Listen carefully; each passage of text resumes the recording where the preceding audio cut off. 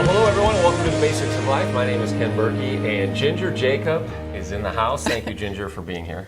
Thank you for having me. Well, you have a lot of wisdom. Well, I don't know about that. A lot that. of passion. Passion, yes, I do have that. No, a lot of wisdom, a lot of tenacity, and a great heart. Well, thank you. And, I paid him to say that. Have we started the show yet? Or no?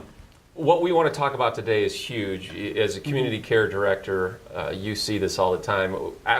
There's a great question to ask, and maybe people even at home can think about. When you ask, what's the biggest problem in the world? Mm-hmm. There's a lot of different answers, poverty or That's war. the one I think people would say the most, yeah. I did a survey just with students, and they said hatred and poverty and war. And those are all big problems, but they're the root of a bigger problem, and that is disconnection. And we want to talk about that. What we're learning is we are created as human beings by God to be connected to God and one another. And when disconnection happens, then all this other stuff happens. Right. Talk about this a little bit, how you see it when it comes to caring for our community. Right. Well, I think the thing that's really interesting to me when we look at isolation and disconnection is that it is not only a global problem, it's a very local problem. It's our whole world, and it looks different depending on what the situation is, but we see it all over, all across the board, and we there's lots of reasons that it happens, which is what I think we're going to talk about today, and also some ways that we can make a difference and stop it. But I think we can't underestimate what we're again learning at Green Valley and with community care is that something powerful happens when we reconnect people to healthy relationships. We can't solve. Sometimes we try to solve all these other problems, but well, the Mother Teresa quote. Right. Yeah. The most terrible poverty is loneliness and the feeling of being unloved. Yeah. There is nothing mentioning there that they don't have food or water. That's not mentioned in her most terrible poverty quote. It really is being alone and feeling unloved. But that can feel squishy sometimes. Right. You know, well, how do you define people getting connected? And so what does that look like? Well, I think it's not just handing someone food, is what she's saying. It's it's caring for them in the process. It's handing them food in an environment where they're getting connected with people. It's sharing a meal. It's inviting someone over. It's not just saying, "Here's a $5, go buy yourself something." I think that's what she's referring to there. It's that, and what you're talking about is healthy community, which is what happens when people isolate. They lose that feeling of healthy community. Yeah, and in different cultures, people isolate for different reasons. Our culture is, we think we're very connected because of iPhones and because of social media. That can actually disconnect you from human contact. Yeah, in fact, if you travel a lot, when you travel, you sometimes can go into other countries and see the richness of just the simplicity of families and neighborhoods connecting. Right, and I think that the more sophisticated we get technologically, the easier it is to isolate. I was just away with my husband, and we were in a place where we had no connection, no internet, and so I couldn't do anything on that. And it was actually very freeing. And you find yourself, we played cards more, we communicated more because there was no texting and there was no email checking, and and that's just that's really important to find that. Yeah, it was. My mother, she's 70, I won't say how old she is. She's 30. No, she just got an iPhone, and we were together last night, and she mocked us. She walked and she sat on the couch, and she goes, we're all sitting around. She goes, I'm going to be just like everyone else, and she just got on her phone. She goes, because I usually walk in, and you walk into a living room, and everybody's got their phone up. Yeah, well, that's. But again, you see more serious reasons, though, why. Let's talk about our culture first. Why? What do you see? Why are people isolated? I think you can really, but what I see is 5 main ways that people tend to isolate. One is from hurt. Another's from loss. It can be from age, and it can be from actually an addiction, and even personal choice. Sometimes it causes people to isolate. And if we talk about hurt is oftentimes it can be something that you didn't ask, you didn't have anything to do with. It can be something that just happened to you. For example, you are born into a family that is not healthy, or you don't have a family that can help you to become isolated and disconnected. You don't know what healthy relationships are like, and that can happen in friendships also. So that's a huge problem that we see. We see that in the foster system when kids get aged out and they literally don't have anyone. Right, exactly. And when with loss, I mean that doesn't always also just mean death. It can be divorce. It can be loss of a job. All those things. That's a huge bucket where people get disconnected because they lose that community. They lose that relationship that was so important. And then age is a huge one. Especially in our culture. Especially in our culture, because our senior population, as they age and people around them that are their peers die, oftentimes they're disconnected from their family. We don't. It's not the same as it used to be, where families live together all the way till they pass away. So there's a huge problem with that. And then addiction is another one. I actually have a situation right now where I know someone, and I don't know, we're trying. People are trying to reach out, but they isolate because they know they've made some bad choices. They're afraid they're going to be judged. They're completely alone. And sometimes they burn some bridges, which exasperates that. Right. And then personal choice is another one. We have people in our family that have done that have just chosen to be alone. And so those are some pretty big areas that we see where, what causes people to isolate, disconnect. And isolation is not the way God, was not God's intention. And so if you go through Scripture over and over, it talks about having this connection with God and with healthy people together. Right. And so going back to the garden, in the garden, Adam and Eve sinned. Well, what happened? They got separated from God, and it causes all kinds of things.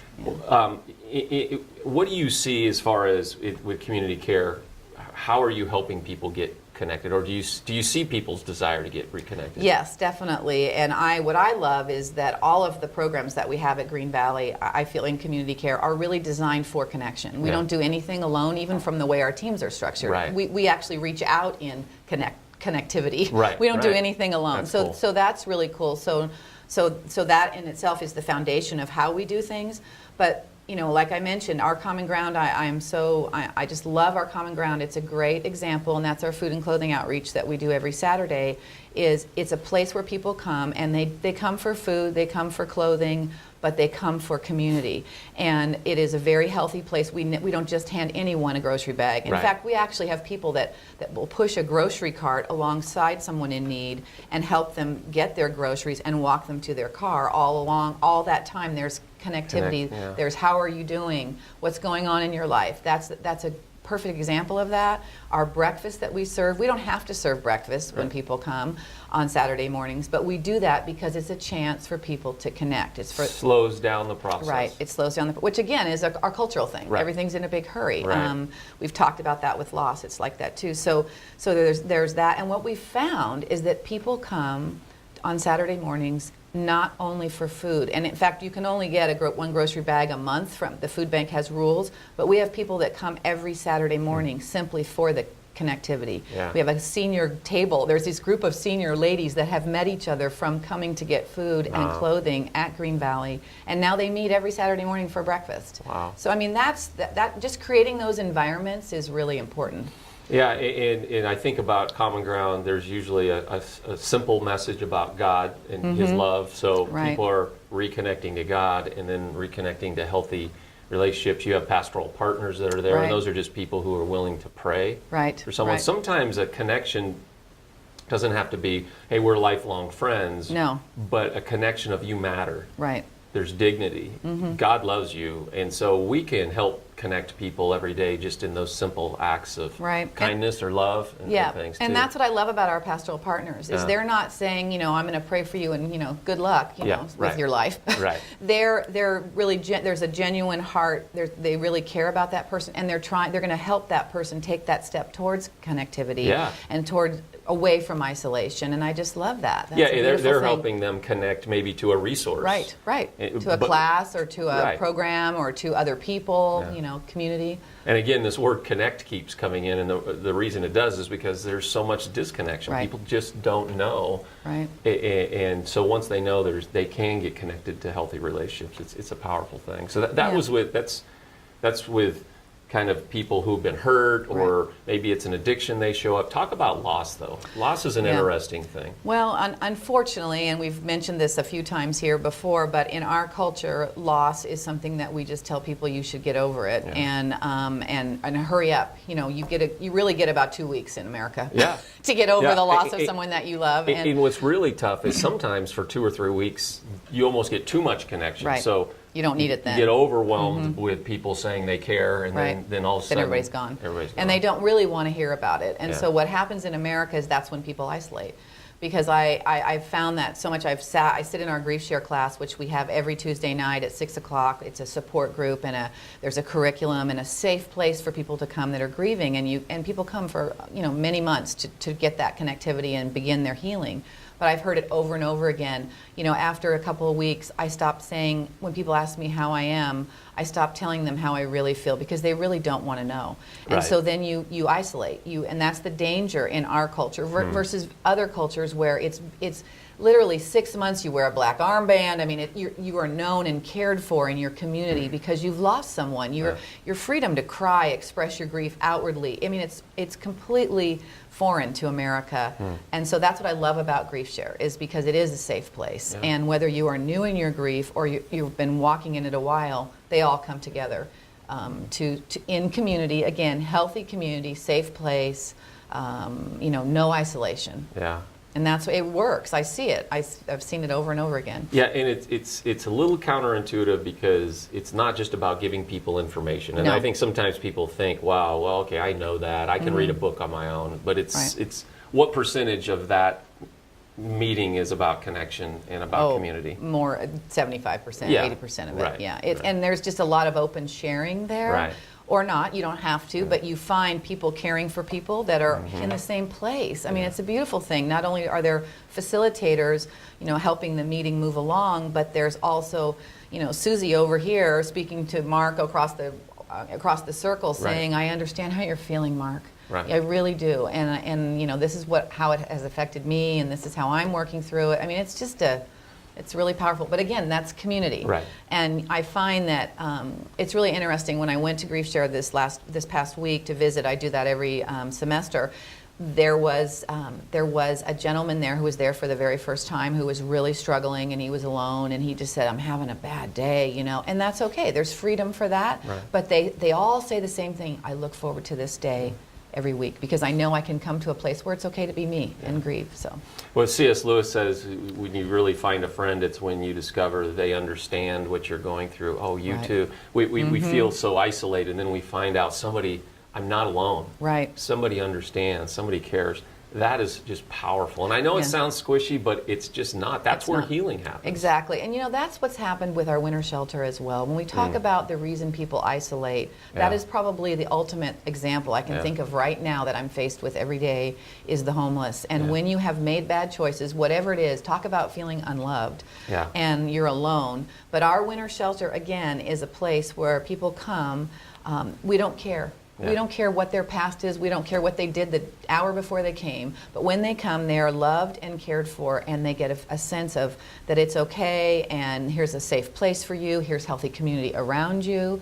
So I just think Green Valley does that, and that's how people get healing. Right, Because they see, okay, well, I can change. I can maybe take a step towards something different, because I'm not going to be judged here for the rest of my life, which causes you to stay isolated. Yeah, and again, there's this word called metrics, where, okay, do we judge everyone, we got to get them to here. Well, Right. that's a process, that's a journey, depending if they got to isolation through their own hurts, or through, addictions, or through loss. Right. It's a journey. It And is. so what happens is, what we have control over is, let's get people connected into Right. healthy relationships. Right. Just to get a little theological here, we are supposed to be connected to God, and then the church is called the body of Christ. Right.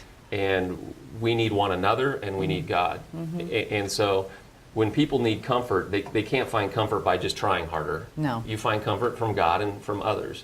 If I need courage, I don't find courage by trying harder. I get it from God. I get it from others. And that's the way God made us. Yes, And absolutely. so the enemy would in our culture, everything just drives a wedge in Right. that.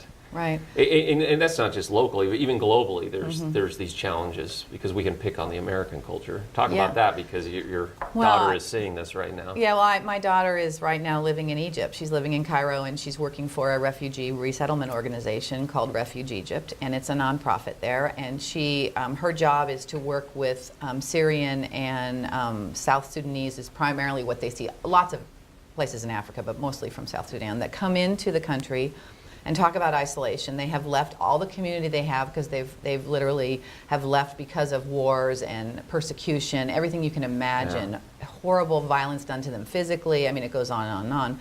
But they've left their community, so they come alone with nothing, literally walk there with nothing except what they have on their backs, and they don't know the language, foreign culture. Talk about isolation. It is like the worst thing you can ever see. So globally, it's even more magnified than you see here because you have the, the extreme poverty. You have all this big cultural differences. So yes, she's there trying to get them connected, and so it's a challenge. The anxiety, that even just how your daughter must have felt when she first arrived, feeling alone, and then that anxiety. Yes, it is, and it's very noisy there. So so she was telling me just the noise is tough to get used to. But anyway, so that's a huge problem globally as well. So somebody watching this show, just what are some steps maybe somebody could take? Now, if you are alone and you're wanting to get connected, there's lots of ways. I would love to talk to someone, and find out what their particular situation is.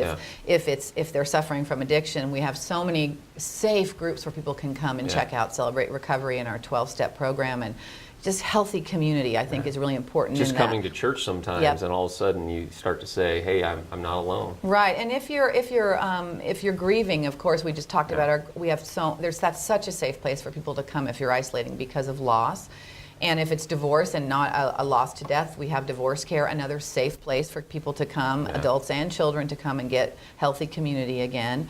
If we're talking about being alone because you're struggling financially and you're isolating because of that, I mean, our Saturday mornings is a safe place. Also for our seniors, if you're a senior and you're in there alone, that's a great place to come and meet people.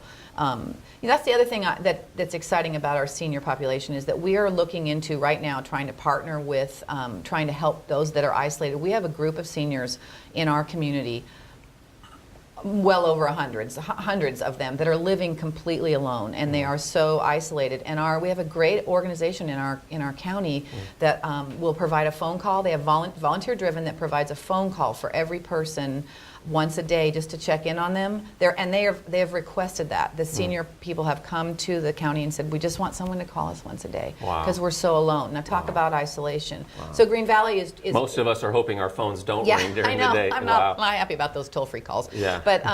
But then Green Valley is going to also partner with the county and provide visitation to that too, to try and help bridge that gap of that loneliness. So if you're alone, that's another place for seniors to go. That was my point. Is to go to the county and register for this free program where someone can call you and possibly visit you. Wow.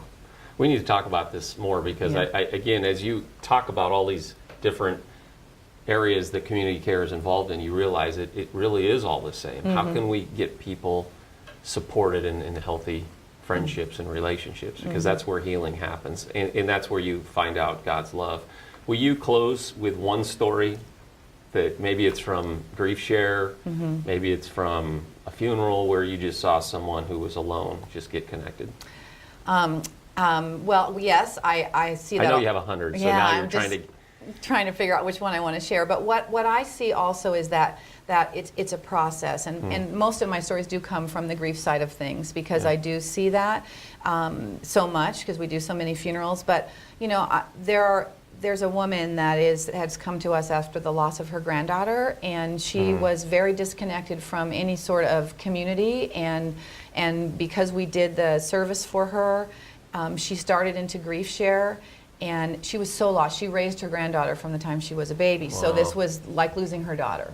And so for her, this was like the ultimate in isolation for her, the ultimate disconnection. She lost her purpose in life was to raise this child. So she was very alone. So she came through, we did her service, she started into Grief Share, and she found this healthy community that she says every day is the reason she gets up in the morning is because of her Grief Share family, and she now also serves in our funeral ministry.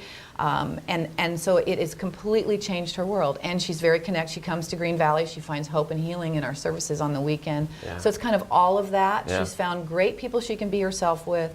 She's found a way to get better, and she gets encouraged every week. So it's a beautiful thing. It's a powerful thing. Right. Well, just if you're watching this and you're realizing, or if you know someone that is just isolated, do whatever you can to help them. Just, call Green Valley. You can talk to Ginger. Just come to a church service. Just so many resources, but ultimately it comes back to healthy relationships. Nothing happens without those kind of connections. And it is the simple thing. And that's what my daughter was saying to me when I talked to her on the phone about this, because she is in Egypt. She said, and I just want to close with this, I think the only way to solve it, which is she's talking about, this isolation, is through authentic community. Having people who know you or care about you invite you for a meal makes all the difference. It's that simple thing. It's not rocket science. Beautiful. It's that simple thing. Awesome. Thank you. You're welcome. That went fast. Hey, we'll talk about this some more, though. Okay. But thanks for being here with us on the Basics of Life. Thank you, Ginger. You're welcome. Thank you for having me. And we will see you next time.